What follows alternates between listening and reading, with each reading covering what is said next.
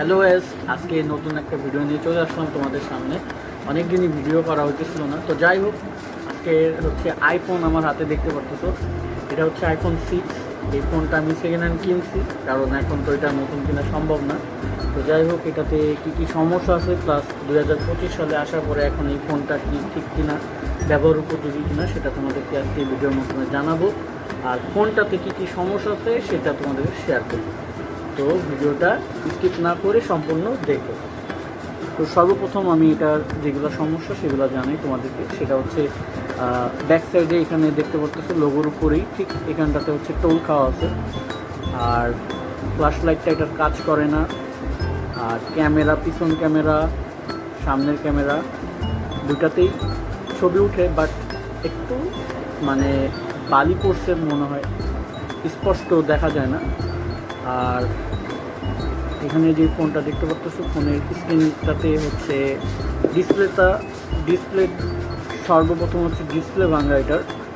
আর উপরে স্ক্রিনে 4টা জায়গাতে কালো কালো দাগ হয়ে গেছে। এখানে স্ক্রিনটা টাচ কাজ করে, বাট স্ক্রিনটা কালো কালার। ওইখানটা স্ক্রিনে কাজ হয় না। এখানে একটা, এখানে একটা, এখানে একটা, এখানে একটা, মোট 4টা, বাট সম্পূর্ণ টাচ কাজ করে, কোনো জায়গাতেই সমস্যা নেই। এই কালো জায়গাগুলোও কাজ হয়। আর এই সাইড দিয়ে, এখান দিয়ে হচ্ছে একটু ফাঁকা আছে, দেখতে পাচ্ছ সাইড দিয়ে তোমরা। এমনি বডিতে কোনো সমস্যা নাই।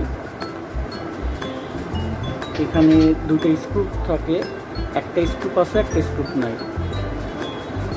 আর তাছাড়া মোটামুটি ফোনটা হচ্ছে 64 জিবি র্যাম। ব্যাটারি ব্যাকআপ মোটামুটি আমি সেকেন্ডারি হিসাবে যেহেতু এই ফোনটা ব্যবহার করতেছি, তো আমার ফোন কল রিসিভ করি, প্রতিদিন 5-6টা ফোন কল রিসিভ করি এটাতে। আর হচ্ছে মাঝে সাঝে মেসেঞ্জারটা ব্যবহার করি, তো এটাতে আমার একদিন চলে যায়। এটার ব্যাটারি হেলথ যে পরিমাণ আছে, ব্যাটারি ব্যাকআপ, তো আমি এইরকম পাইতেছি।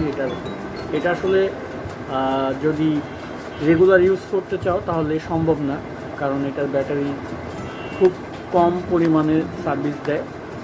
যেই পরিমাণ চার্জ থাকে সেই চার্জ দিয়ে তুমি সব কাজ করতে পারবা না, এটা হার্ডওয়ার্ক করতে পারবা না, এটা হলো মূল কথা।